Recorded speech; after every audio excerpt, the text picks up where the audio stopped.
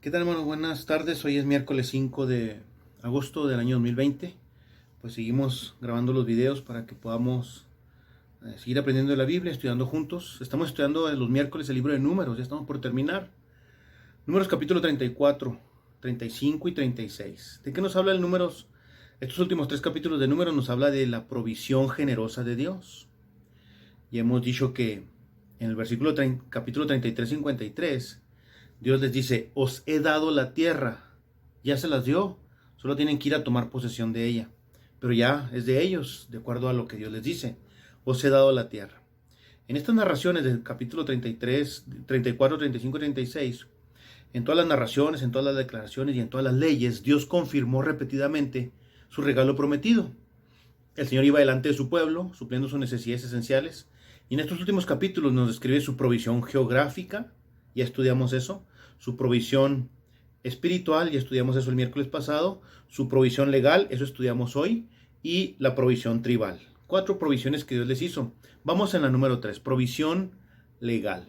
Voy a leer Números capítulo 35, versículo 9 en adelante. Números 35, versículo 9 en adelante. Habló Jehová a Moisés diciendo, habla a los hijos de Israel y diles, cuando hayáis pasado al otro lado del Jordán, a la tierra de Canaán, os señalaréis ciudades que sean para vosotros ciudades de refugio, donde huye el homicida que hiere a alguno de muerte sin intención. Y os serán aquellas ciudades para refugiarse del vengador, y no morirá el homicida hasta que entre en juicio delante de la congregación. De las ciudades, pues, tendréis 6 ciudades de refugio. 3 ciudades daréis a este lado del Jordán, y 3 ciudades daréis en la tierra de Canaán, las cuales serán ciudades de refugio. Estas 6 ciudades serán de refugio para los hijos de Israel y para el extranjero y el que more entre ellos, para que huya allá cualquiera que hiera de muerte a otro sin intención. Si con instrumento de hierro lo hiere y muere, homicida es, el homicida morirá. Si con piedra en la mano que pueda dar muerte lo hiere y muere, homicida es, el homicida morirá. El vengador de la sangre, y si con instrumento de palo en la mano que pueda dar muerte lo hiere y muere, el homicida es, el homicida morirá. El vengador de la sangre dará por su propia mano muerte al homicida, cuando lo encuentre, él lo matará. Y si por odio empujón a su prójimo, o echó sobre él alguna cosa por acechanza y muere, o por enemistad lo hirió con su mano y murió, el heridor morirá. Es homicida. El vengador de la sangre matará al homicida cuando lo encuentre. Mas si casualmente lo empujó, sin enemistad, o echó sobre él en cualquier instrumento sin acechanza, o bien, sin verlo, hizo caer sobre él alguna piedra que pudo matarlo y muere, y él no era su enemigo ni procuraba su mal, entonces la congregación juzgará entre el que causó la muerte y el vengador de la sangre conforme a estas leyes. Y la congregación librará al homicida de mano del vengador de la sangre, y la congregación lo hará volver a su ciudad de refugio, en la cual se había refugiado, y morará en ella hasta que muera el sumo sacerdote, el cual fue ungido con el aceite santo.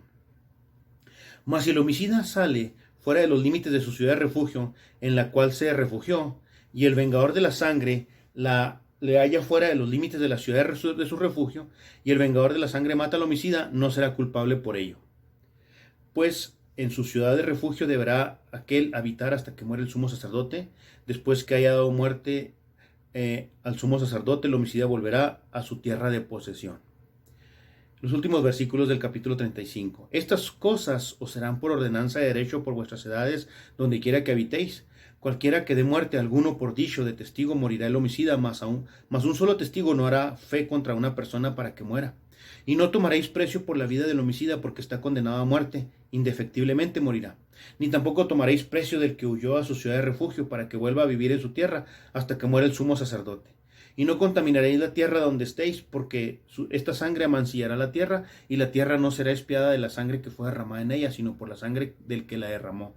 No contaminéis pues la tierra donde habitáis, en medio de la cual yo habito, porque yo Jehová habito en medio de los hijos de Israel. Ahí termina el capítulo 35. ¿De qué nos habla? De una provisión legal. 6 de estas 48 pueblos levitas, a los levitas les tenían que distribuir tierra, 48 ciudades. 6 de esas 48 ciudades estaban designadas como ciudades de refugio. Dice, las quedaréis para que el homicida huya a ellas. El Señor sabe que donde las personas viven juntas habrá quienes se hagan daño mutuo. Además, va a haber disputas, desacuerdos, pleitos, venganzas personales, incluso violencia y agresiones. Dios sabe eso. Y como el pacto prohibía el asesinato, acuérdense que decía el mandamiento no matarás, entonces la sangre derramada contaminaba la tierra y la nueva tierra no debía ser contaminada porque Dios es santo y les iba a dar una tierra para un reinicio.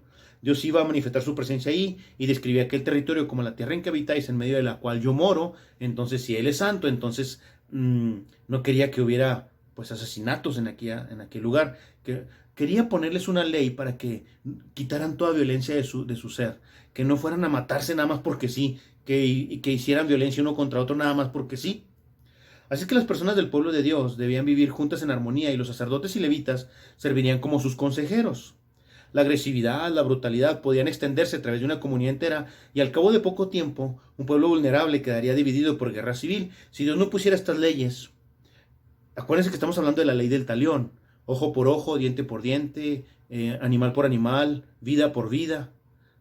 O sea, si alguien mataba a alguien, esa persona debía morir. Esa es la ley del talión. Y Dios la puso para evitarles que se hicieran gente violenta, gente malvada y perversa, que se hicieran un pueblo completamente vulnerable a una guerra civil. Especialmente en esa cultura antigua del Oriente Próximo, en la que eran comunes las enemistades entre familias, se acostumbraba en aquella ocasión, en aquel tiempo, en aquellos lugares, pues enemistades entre familias y enemistades entre pueblos. Si se mataba a una persona, ya fuera accidental o intencionalmente, las rivalidades entre tribus, clanes o familias podían acabar con una comunidad entera al caos. Así es que el Dios compasivo y el Dios justo de Israel suministró leyes muy claras para que ellos hicieran. Eso se llama provisión legal. Dios les está dando leyes para que evitar cualquier roce, conflicto, situaciones difíciles conforme a la ley del talión. Y entonces hablamos de dos cosas, básicamente. Número uno, una muerte accidental. ¿Qué pasaría si accidentalmente una persona mata a otra? Una persona hiere a otra. Entonces, para eso Dios pone las ciudades de refugio, si es una muerte accidental. En una compasión por el infractor inocente, el Señor proveyó 6 ciudades de refugio, 3 de un lado del Jordán y 3 del otro lado del Jordán. Acuérdense que apenas van a entrar a la tierra prometida, todavía no entran, pero cuando entren les dice allá, de las 48 ciudades que le van a dar los levitas, 3 de aquel lado serán para ciudades de refugio y 3 de este lado del Jordán, donde se van a quedar la tribu de Rubén, de Gad y la media tribu de Manasés. Acá también dejen levitas y 3 ciudades de esos levitas van a ser ciudades de refugio. Así es que 6 ciudades de refugio en total. Eran lugares donde vivían los levitas y podían huir allí el homicida que haya matado a alguna persona sin intención. En primer lugar, sin intención. Esta provisión no solamente era para los israelitas, sino también para los forasteros, para los peregrinos que vivían entre ellos. Cualquier persona, fuera cual fuera su trasfondo étnico, que hubiera causado muerte accidental de otra, debía estar protegida ante un vengador enfadado y resuelto a matar al homicida, porque era la ley del talión. Si mataste a mi familiar, yo tengo el derecho de matarte a ti. Entonces, para eso eran esas ciudades. Estas ciudades de refugio debían ser fácilmente accesibles desde cada región, con buenas vías de comunicación, que se pudiera llegar fácil, que si alguien tenía que huir urgentemente tenía que ir fácil llegar. Así es que estaban repartidas las 6 ciudades están repartidas accesiblemente. Si la distancia era demasiado grande para que la corriera el homicida que huía, un vengador podía alcanzarlo y quitarle la vida, aunque él no merecía la muerte porque no lo había hecho intencionalmente. Una vez que los israelitas se hubieran asentado en la tierra, Josué recibió instrucciones precisas acerca de lo que se debía hacer el homicida inocente al llegar a una ciudad de esas ciudades de refugio. Luego se estudia cuando estudiamos el libro de Josué. Dice, expondrá su caso a oídos de los ancianos de la ciudad y a estos le darán un lugar para que habite en medio de ellos, hasta que comparezca en juicio delante de la congregación, hasta que se le haga un juicio justo, pues. Si al considerar todos los hechos, los ancianos confirmaban que no fue intencionado, entonces el responsable podría vivir con seguridad dentro de la ciudad de refugio, pero no se le permitiría salir de ella. Esta restricción de la libertad era un recordatorio adecuado de que la vida humana es sagrada. Era un precio pequeño a pagar por su seguridad cuando una acción suya había propiciado el final de una vida humana y causando inmenso dolor a una familia en Israel. Aunque no hubiera sido deliberadamente, pues tenía que huir a la ciudad de refugio, hasta que se le hiciera un juicio y se encontrara que no lo mató intencionalmente. De todos modos tenía que quedarse en esa ciudad de refugio hasta que muriera el sumo sacerdote.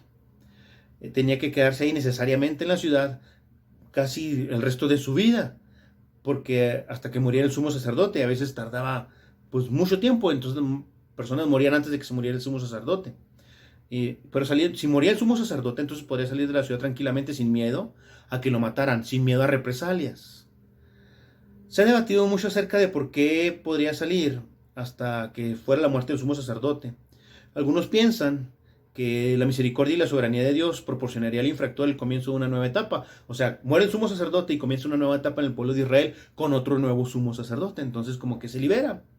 En el mundo antiguo, cuando moría un rey, a veces liberaban a los presos. Más o menos era la misma idea. En Egipto, por ejemplo, la muerte del faraón garantizaba la remisión de todas las penas capitales. Todos los que estaban condenados a muerte, y si se moría el faraón, eran perdonados. La muerte de un faraón le dio oportunidad a Moisés de regresar a Madián, ¿se acuerdan? Sin miedo para ser castigado, porque Moisés mató a un egipcio y tuvo que huir. Entonces, cuando se murió el faraón, él ya estaba libre de culpa. Y por eso pudo volver a liberar al pueblo de Israel. ¿Se acuerdan de las plagas y todo eso? La residencia forzosa en la ciudad protegería al homicida, pero ni aun eso, ni una suma de dinero podían hacerle expiación por la muerte que solamente se podía conseguir por la ofrenda de otra vida. La muerte del sumo sacerdote quizá se consideraba el sustituto de la muerte de la persona que falleció accidentalmente, y por eso con la muerte del sacerdote era como si se pagara la muerte del familiar que se murió. Y por eso ya podía, si se moría el sacerdote, todos los que habían asesinado sin intención ya podían salir de la ciudad de refugio. Bueno, eso es en cuanto a una muerte no intencional. Si accidentalmente mataban a otro, pero si lo hacían intencionalmente, si era un asesinato deliberado, ahora sí que con premeditación y ventaja, alevosía y ventaja, entonces eso no tenía perdón. Número 2, asesinato. En primer lugar era muerte accidental, en segundo lugar era asesinatos. Los conflictos serios podían conducir a la amargura, la brutalidad y la violencia. La brutalidad y la violencia. El Señor de Israel era un Dios de justicia y recto. Además, un Dios compasivo. Es un Dios compasivo. Las ciudades de refugio no protegían a los asesinos intencionales, a los asesinos verdaderos. Un asesino ignoraba la obligación del pacto de no matar, así que debía perder su vida, porque violaba la ley de Dios. La pasaba por alto. No que la ignoraba, no que no la supiera, sino que no le hacía caso. Hay normas precisas que apoyan estas leyes sobre la pena capital para los asesinos.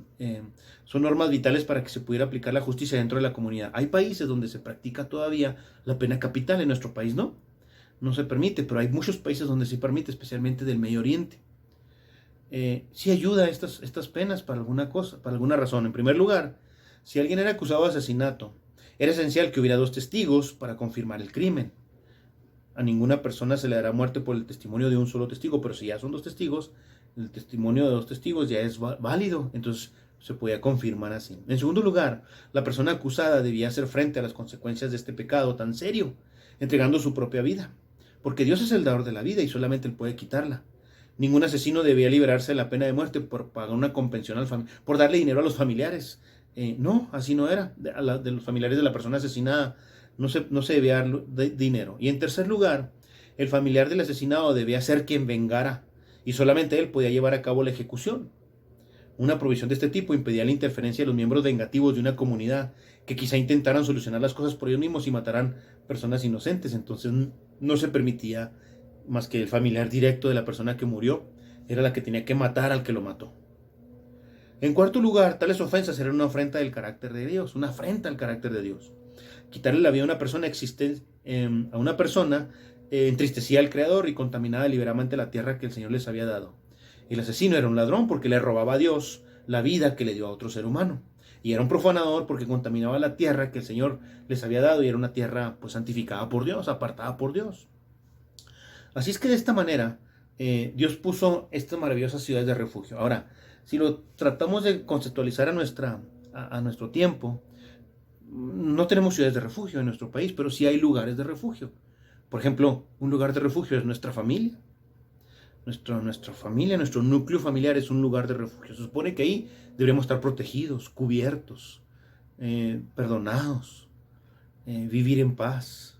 Ahí nadie debería venir a perturbarnos. Tristemente, a veces en la misma familia no es un lugar de refugio, es un lugar de perturbación. Eso es muy triste. Número 2, la iglesia es un lugar de refugio. La iglesia es un lugar donde se supone que encontramos paz, encontramos apoyo, encontramos protección, cuidado. La iglesia es un lugar de refugio.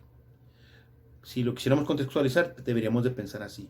Pero de estas normas sobre el homicidio y el asesinato se desprenden por lo menos ocho temas importantes. No los vamos a tratar todos, nomás los voy a mencionar. Número uno, primera cosa que aprendemos de todo este pasaje. Número uno, la vida humana es sagrada. A Dios le importa mucho. La vida es el don más preciado para la humanidad. Y si alguien la roba, pues entonces el crimen es muy grave. Asimismo, se debe hacer cualquier cosa para evitar que se perdieran más vidas a través de un enfrentamiento entre familias. Para eso estaban las ciudades de refugio, para que no se empezaran a matar y a matar entre familiares y luego otro, y luego que el tío, y que el abuelo, y que el primo, y se empezaran a matar entre todos, y así no era. Porque número uno, la vida humana es sagrada. Dios no tiene ninguna intención de justificar de que se pueda quitar la vida de otra persona. Jamás. Número dos, la justicia imparcial era necesaria.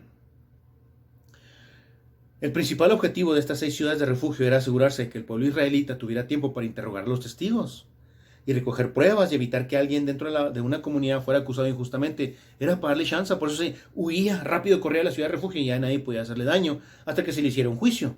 Si se encontraba que lo mató intencionalmente, entonces debía morir. Pero si se encontraba que fue sin intención, entonces debería quedarse a vivir allí hasta que muriera el sumo sacerdote y después ya podía salir a su tierra otra vez. Así que era una justicia imparcial. La justicia imparcial siempre es necesaria. Por eso nosotros no podemos hacer juicio de otras personas porque no sabemos todo. No estamos todos enterados de la totalidad de las cosas y por eso no podemos hacer un juicio. Dios sabe todo. Él sí puede hacer juicio. Nosotros no. Nosotros no podemos ser imparciales. Siempre seremos parciales. Siempre estaremos a favor de uno y de otro. Por eso nosotros no estamos listos para hacer un juicio. Número 3. La responsabilidad era de la comunidad. La persona acusada debía comparecer delante de la congregación para juicio. El caso se debía presentar ante un grupo de personas imparciales en casos discutibles. La congregación juzgará entre el homicida y el vengador de la sangre. Es decir, la responsabilidad no era decisión de uno, ni de dos, ni de 10. Era de la comunidad completa. Número 4. Todos los seres humanos son iguales. Si un forastero, persona desplazada, esclavo, refugiado, extranjero, se veía implicado en un caso de muerte, a esa persona también se le aseguraba un juicio justo. Delante de Dios todos somos iguales. Así es que Dios a través de esta ley está protegiendo también a los que no son de parte del pueblo de Dios. Es maravilloso esto. Número 5. La expiación por sustitución es esencial. La expiación por sustitución es esencial. Si alguien mata a mi hermano, yo tengo el derecho de ir a matar a esa persona porque es sustitución. La trágica pérdida de la vida de un ser humano solo se puede expiar con la muerte de un sustituto, jamás con dinero. No se trataba de comprar la vida de nadie. Era nada más ojo por ojo, diente por diente, sangre por sangre, animal por animal, vida por vida, humano por humano. Así era. Es un sustituto esencial. Número 6. Las pruebas confiables eran importantes. Nadie que fuera acusado de asesinato podía perder la vida simplemente porque un miembro de la comunidad le acusara. No, tenía que tener pruebas y pruebas contundentes. Las pruebas son importantes. Número 7. El juicio de Dios es real. El juez divino había dictado sentencia y no sería aplacado porque alguien pagara un rescate con dinero. No. No se podía pagar nada de eso. Si Dios dijo que muriera, moría. Muerte, dice, si lo mata con una piedra, con un palo, lo empuja y cae al agua y se ahoga, es homicida, muere irremisiblemente. El juicio de Dios es un juicio real. Y número 8, la santidad divina está presente. Toda transgresión representa un pecado contra el Dios que habita en la tierra. David, culpable, clamó contra ti solo he pecado y he hecho lo malo delante de tus ojos. Así es que aquí están las enseñanzas de este pasaje, estas 8.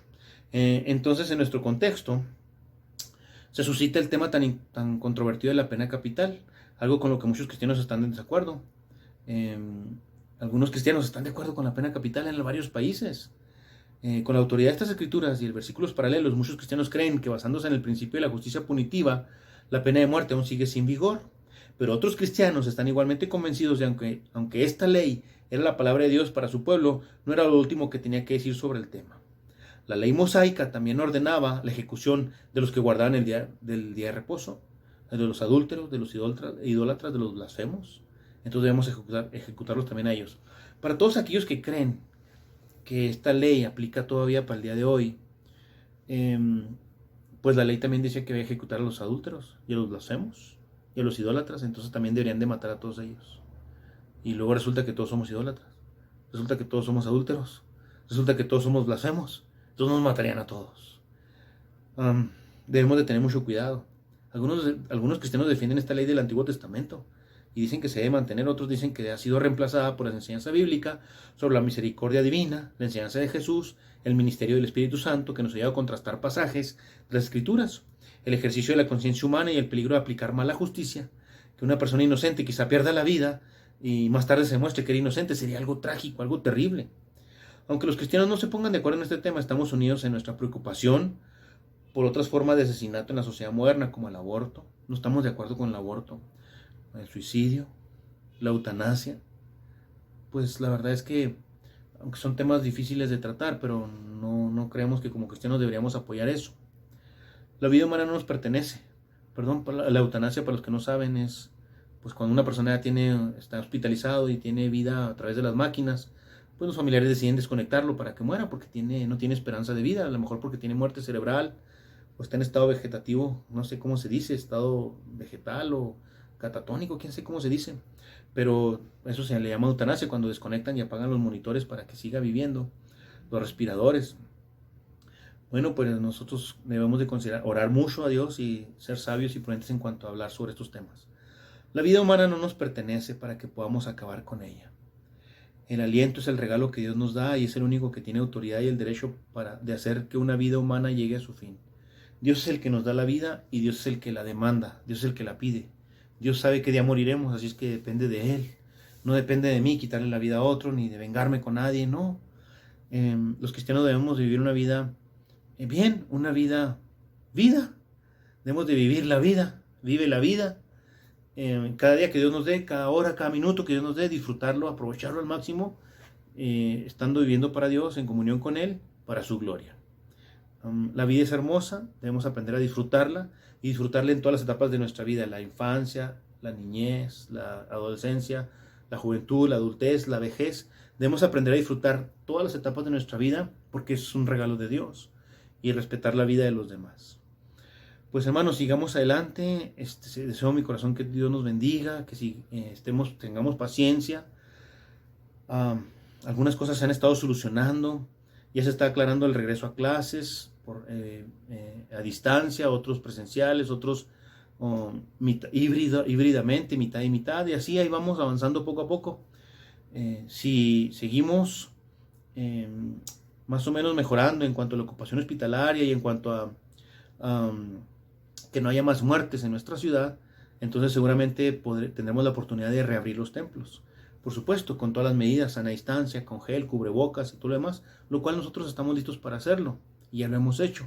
Entonces tenemos pacientes y esperemos instrucciones para hacer lo que es lo correcto. Mientras debemos estar orando, hay países sufriendo cosas más graves que nosotros, hay situaciones muy tristes, hay guerras, hay pues situaciones más graves. Por eso, hermanos, agradezcamos la vida que tenemos y vivamos la plenitud, para la gloria de Dios. Deseo de todo mi corazón que nos bendiga. Nuestro tiempo para orar en esta semana será por la pandemia, la contingencia, los enfermeros, las enfermeras, los médicos, la gente que está enferma, los que están de luto porque han perdido algún ser querido. Seguimos orando por eso, hermano, no es nada fácil, por la crisis económica, los que están sin trabajo, los que están batallando con sus ingresos, el regreso a clases. Debemos orar mucho, que no enfermemos. Y si usted sabe de alguna situación especial de alguna persona enferma, por ejemplo el papá de Ana Cristina Galaviz está malito, el papá de Cristi salió positivo de COVID, hay que orar por él.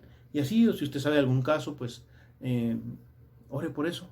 Oremos y estemos alertas, dispuestos a servir siempre a Dios. Hoy es un momento bueno para compartir del amor de Dios a las personas. Hermanos, pues sigamos adelante. Deseo en mi corazón que Dios nos bendiga y pues que vivamos una vida abundante para la gloria de Dios. Hasta pronto.